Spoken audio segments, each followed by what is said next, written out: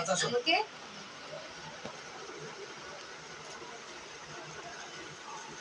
সুপ্রিয় দর্শক আসসালামু আলাইকুম। আমি নুরুল সাগর। আমি সাংবাদিক হিসেবে একজন অসহায় মানুষ রাঙ্গুনিয়া থেকে আসছে। আপনার বাবা আছে? না বাবা নাই। বাবা নেই। আপনার স্বামী কি বিবাহ করছে না? হ্যাঁ, বিবাহ করছে। ওনার স্বামী বিবাহ করেছে। আপনার সন্তান কত? সন্তান কত? একটা ছেলে একটা মেয়ে। বিবাহ কি আপনি আপনার সন্তানের কার কাছে থাকে? সন্তানগুলো কার কাছে থাকে? আমার মায়ের কাছে। মায়ের কাছে থাকে। গ্রামে। বাবা নাই, আপনার সন্তান দুটো আপনার কাছে থাকে। আপনার স্বামী কি করে? আমার স্বামী গাড়ি চালায়। গাড়ি চালায়। তা আপনার কি ভরণ পোষণ টাকা পয়সা দিচ্ছে? না, কিচ্ছু দিচ্ছে না। কিছু দিচ্ছে না, না? আচ্ছা, টাকা দিচ্ছে না। তো এখন আপনি এই সন্তানদেরকে নিয়ে আপনি কিভাবে চলেন? আমি অনেক কষ্ট। আমার মাও অসুস্থ। বাচ্চা আমার 1 বছর এখনো বাচ্চা দিচ্ছে। এগুলো নিয়ে আমি এগুলো রেখে আমার মায়ের কাছে রেখে চিটাগাং মধ্যে থাকি। গার্মেন্টসে।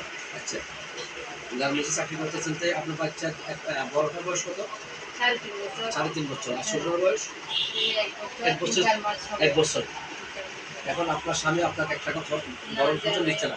উনি বিবাহ করছে যে ওনার জন্য কি আপনি কোর্ট পর্যন্ত যাওয়ার জন্য চেষ্টা করেছেন? হ্যাঁ, বুঝছি।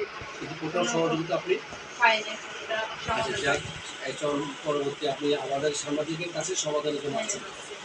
সুপ্রিয় দর্শক, আসসালামু আলাইকুম। আমি আগে পরিচয় দিয়েছি।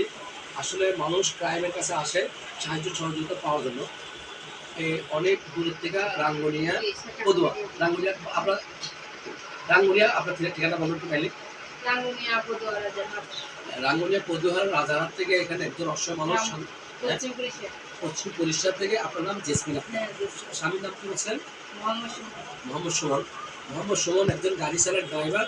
উনি বিয়ে করে ওই বউ নিয়ে আনন্দ উচ্ছ্বসিত আছেন।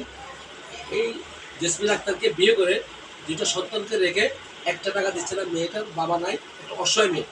এই অসহায় মেয়েটার ভরণ পোষণ করার জন্য কে করবে?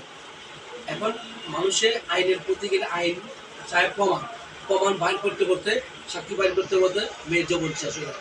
কিন্তু মাননীয় আমি স্বরাষ্ট্রমন্ত্রী এবং আইনের প্রতি সহযোগিতা হিসেবে আমি সাংবাদিক হিসেবে একটা কথা বলবো।